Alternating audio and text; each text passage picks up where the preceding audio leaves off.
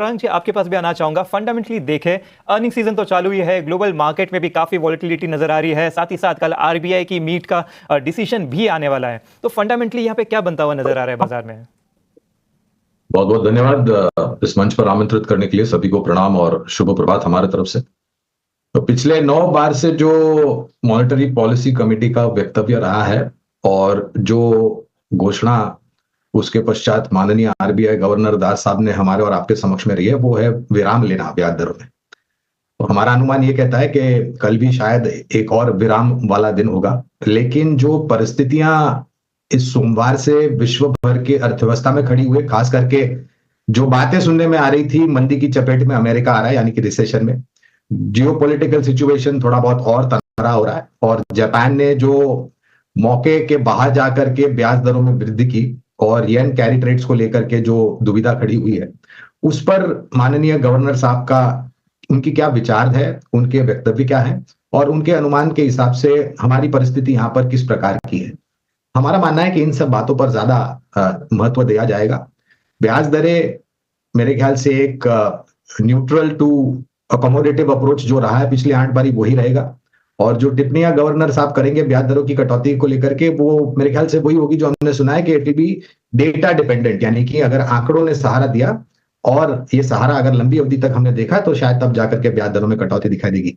बाजार पर अगर आप निफ्टी स्पॉट की बात करें तो मेरा अनुमान यह कहता है कि 24,350 और 24,400 ये बहुत ही अहम है। अगर हम इसको पार कर देते हैं और इसके ऊपर जाकर के बंद देते हैं तो मेरे ख्याल से ऊपर की तरफ का दायरा थोड़ा बहुत और खुल जाएगा, लेकिन पड़ाव बहुत सारे हैं यहां से लेकर के 25,000 तक, तो ये भी हमें ध्यान में रखना होगा। लेकिन खरीदारी के लिए बेहतर मौका है। हम काफी बार सबसे खराब और बुरी परिस्थिति से सबसे पहले उभरे, ज्यादा दूर जाने की जरूरत नहीं है। महामारी 2020 में थी और हम किस प्रकार से उभरे हैं। तो अगर आपकी विचारधारा लंबी अवधि के लिए, तो हमें लग रहा है कि ये खरीदारी का अच्छा मौका है, पूरी ताकत लगा करके नहीं लेकिन किस्तों में। है 1110 के भाव से, और लॉन्ग टर्म का व्यू है लगभग 2 से 3 साल का, तो उस पर जानकारी लेनी है सर। चलिए, कॉनकॉर्ड 2 से 3 साल का आपका व्यू है और बाइंग प्राइस आपकी जो है 1110। चलिए, गौरांग मेरे ख्याल से हमारे साथ है। गौरांग, आपके रडार पे है ना? जी कविता जी, खरीदारी की राय है कॉनकॉर्ड पर, यानी कि कंटेनर कॉर्पोरेशन। तो इस कंपनी को लेकर के विनिवेश की भी काफी सारी बातें सरकार की तरफ से हमने सुनी थी, लेकिन फिर जमीनी स्तर पर कुछ हुआ नहीं। एक अच्छी बात जो हम देख रहे हैं कि जिस तरीके से पूरे भारतीय रेल के जो नेटवर्क है उसमें लास्ट माइल कनेक्टिविटी की जो तकलीफ है उसको दूर करने का प्रयास जोर शोर से जारी है। लैंड पार्सल इसके पास काफी है इस कंपनी के पास, उसके तहत मेरे ख्याल से, और अब जिस प्रकार से इस्तेमाल होगा रेल नेटवर्क का, डेडिकेटेड फ्रेट कॉरिडोर्स का, इस कंपनी की जो प्राथमिकता है यहाँ पर, उसके कारण जो नतीजे हैं आने वाले भविष्य में वो और भी सकारात्मक आ सकते हैं। अब इनका नजरिया ये बता रहे हैं 1-2 साल का है, बने रहे, अच्छा नजरिया है, लेकिन अगर समय की पाबंदी नहीं है तो फिर से एक बार जानकारी लेकर के फिर आपको अगर रुपए की जरूरत नहीं है तो आप बने रह सकते हैं, अन्यथा फिर आप अपने हिसाब से कामकाज कर सकते हैं, लेकिन फिलहाल बने रहे। ठीक है, तो फिलहाल बने रहने की आपको सलाह यहां पर और एक बेहतर रणनीति आती हुई गौरांग सर की तरफ से। सर मेरे पास बिरला सॉफ्ट के शेयर्स है। जी हेलो। जी जी बताइए। बिरला सॉफ्ट के 1025 शेयर है अपने पास जी, और बाइंग है मेरा 656 से बाइंग है आपकी? जी जी बिल्कुल। और आपका नजरिया क्या है? सर वैसा तो विचार है उसको लॉन्ग टर्म के लिए होल्ड करके रखने का। बिल्कुल। तो गौरंग जी आपके पास आना चाहूंगा। बिरला सॉफ्ट की खरीदारी है कुछ 656 के भाव से, वहां से देखा जाए तो कुछ 10-11% ऑलरेडी गिर चुका है, लेकिन अच्छे लेवल पे आ चुका है, क्योंकि यही लेवल से हम देख रहे हैं कि मई महीने में और जून महीने में भी यहाँ से काफ़ी अच्छी खरीदारी आई थी। तो क्या लगता है फंडामेंटली यहाँ पर अच्छी रिवर्सल आने की थोड़ी संभावना है, या यहाँ से थोड़ा सा नीचे और सरक सकता है? देखिए, बिरला सॉफ्ट पर तो निजी तौर पर खरीदारी की राय नहीं है, क्योंकि कवरेज नहीं, इसलिए विशेष रूप में टिप्पणी नहीं करेंगे। लेकिन अगर आप विकल्प के रूप में अगर आईटी क्षेत्र में छोटी मझौली कंपनियों पर आप ध्यान देना चाहते हैं, और बिरला में एक बात मैंने देखी है, अगर मैं गलत हूं तो आप ठीक करना, कि ओवर ओनरशिप काफी ज्यादा है। नतीजों के आधार पर अगर आप हमें पूछते हैं तो लंबी अवधि के लिए अगर इनका नजरिया है तो केपीआईटी टेक्नोलॉजीज यहाँ पर करीबन 2200 के पार के लक्ष्यांक केपीआईटी टेक्नोलॉजीज में निर्धारित किए हैं, और हमें लग रहा है कि आईटी क्षेत्र में मिड कैप में, खास करके mid cap, mid to small to mid cap to large cap kind of category, अगर आप परिवर्तन देखना चाहते हैं, अगर आप कंपनी की बढ़त या ग्रोथ देखना चाहते हैं, तो हमारी राय में केपीआईटी टेक एक बेहतर विकल्प होगा। एनो मिंडा, यू एनो हाँ मिंडा। यूनो इंडिया, और दूसरा कौन सा है स्टॉक? दूसरा है सर अनंत राज लिमिटेड। अनंत राज लिमिटेड, ठीक है। जी जी, 800 शेयर हैं 296 के भाव से। ठीक है, अनंत राज का देखते हैं हमारे पास है क्या सिस्टम है, लेकिन आपका नजरिया क्या है? आप लॉन्ग टर्म के लिए देख रहे हैं या short term? Long term sir, long term, time का इशू नहीं है। बिल्कुल, तो लॉन्ग टर्म के लिए तो सबसे पहले गौरंग जी आपके पास आना चाहूंगा। सबसे पहले तो यहाँ पे यूनो इंडिया पे बताइए, इनकी जो खरीदारी है उसके आसपास ही स्टॉक अभी ट्रेड होता हुआ नजर आ रहा है, लेकिन ऊपर से काफी नीचे गिर चुका है, तो यहाँ थोड़ा ओवरसोल्ड होता हुआ शायद थोड़ा दिख सकता है। फंडामेंटली यहाँ पे क्या राय बन रही है लॉन्ग टर्म के हिसाब से? देखिए, अगर आप पिछले 6 महीने का इतिहास देखें यूनो मिंडा का, तो काफी तीव्र गति से ऊपर गया भी है।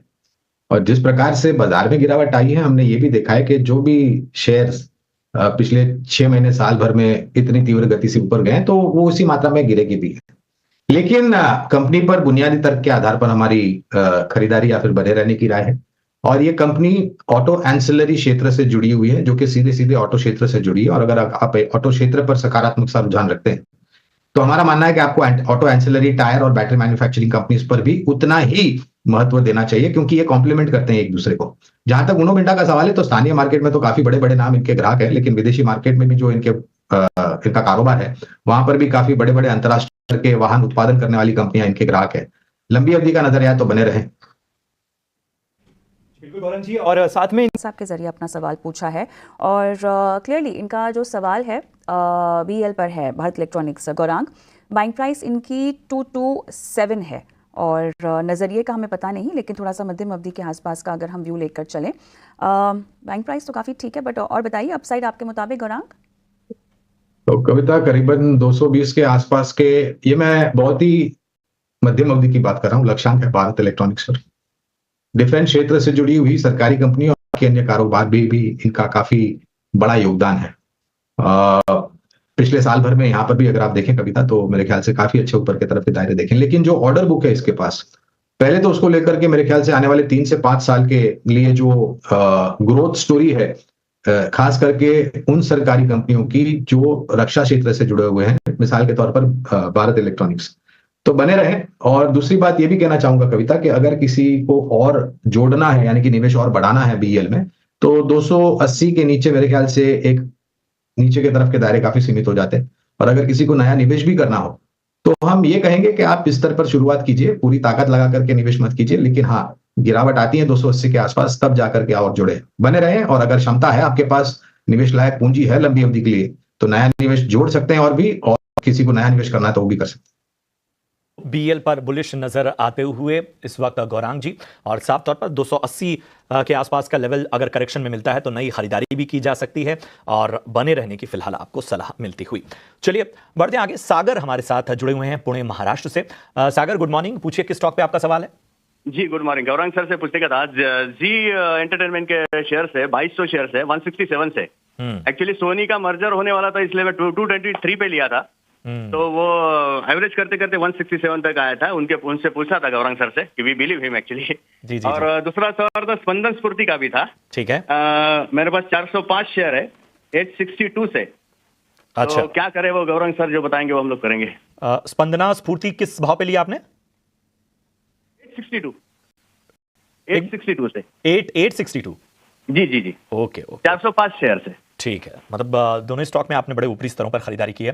गौरांग सर, आपके प्रशंसक हैं, आपका मार्गदर्शन चाहते हैं। जी एंटरटेनमेंट 167 की इनकी बाइंग है। मर्जर को लेकर जो खबरें थी, उस बीच में उन्होंने स्टॉक में एंट्री की थी ऊपरी स्तरों पर, लेकिन एवरेज करते करते 167 पे ले आए। और इसके अलावा स्पंदना स्फूर्ति 800 के ऊपर के भाव पे इन्होंने खरीदारी की है। बताइए दोनों पे आपकी रणनीति क्या होगी? संजय जी, पहले तो प्रश्न पूछने के लिए और सराहना करने के लिए आपका बहुत बहुत धन्यवाद। आपको भी प्रणाम और शुभ दिन हमारे तरफ से। बने रहने की राय होगी जी एंटरटेनमेंट पर। लेकिन मैं ये भी कहूंगा आपको कि अगर आपने सोनी और जी एंटरटेनमेंट का विलय को लेकर के जो निवेश किया था, तो आपको मेरे ख्याल से, अगर मैं सही हूं तो, और प्रशांत भाई आप भी मुझे करेक्ट करना, ठीक करना अगर मैं गलत हूं, तो आपको 300 के पार भी लक्ष्य दिखे थे जी एंटरटेनमेंट में। और मैंने वक्तव्य ये भी रखा था कि जब तक जमीनी स्तर पर कागजत पर, डॉक्यूमेंट पर, अग्रीमेंट पर सही और सिक्के नहीं हो जाता है, तब तक किसी बात का आप भरोसा मत करना। और फिर ये डील गिर गई। बहरहाल धीरे धीरे करके परिस्थिति सुधर रही है जी एंटरटेनमेंट, जहां तक नतीजों का सवाल है।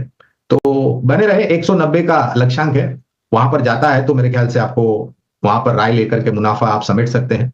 लेकिन ज्यादा उम्मीद मत रखिए कि वापस आपको 250, 250 या उसके ऊपर जाता हुआ देखेगा, क्योंकि दिक्कत बहुत सारी है। आप जैसे निवेशक इसी आधार पर कि ये विलय हो जाएगा और फिर कंपनी का पूरी जो कुंडली है वो बदल जाएगी, फंसे हुए हैं। तो फिलहाल बने रहे, लेकिन 190 के आसपास आप फिर से ईटी नाउ स्वदेश पर फोन करके पूछ सकते हैं। स्पंदन आप स्फूर्ति जो सवाल है इनका, तो ये एक छोटी यानी कि small to medium cap micro finance companies या फिर स्मॉल फाइनेंस कंपनी है ये मेरे ख्याल से आईपीओ के समय पर उसके बाद हमारी कवरेज आई थी, हमारे लक्ष्य आने के बाद हमने कवरेज निकाल दी है, तो फिलहाल कवरेज मिल रही है। लेकिन एक चीज मैं बिल्कुल कहना चाहूंगा, ये जो small and micro finance companies है, इनके जो ऋण की साइज होती है यानी कि जो लोन साइज होती है वो बहुत छोटी होती है, और वो छोटी होने के कारण जो रिकवरी ऑफ प्रिंसिपल और इंटरेस्ट की रन रेट है वो कुछ कंपनियों में 90% के ऊपर होती है। कहने का तात्पर्य है कि ग्रॉस और नेट एनपीए ज्यादा बढ़ने की आशंका बहुत कम होती है। मौजूदा स्तर पर कवरेज नहीं है, इसलिए क्षमा चाहूंगा आपसे कि मैं ज्यादा यहाँ पर खरीदारी करने की, बने की या बेचने की राय नहीं दे सकता। लेकिन small and micro finance loan companies का भविष्य काफी उज्जवल लगता है, ओवरऑल सेक्टर की मैं बात कर रहा हूँ। ठीक है, तो ये है रणनीति। अगला सवाल चलिए व्हाट्सएप के जरिए लेते हैं हमारे दर्शक मोहम्मद का राजस्थान से। गौरांग, खरीदारी इनकी 265 के भाव पर इरेडा में है, नज़रिया हमें पता नहीं है, बट 239 के आसपास का भाव चल रहा है, तो और कितना मुनाफा और कितना और रुकना चाहिए इनको? निवेश का नज़रिया है या नहीं हम नहीं जानते।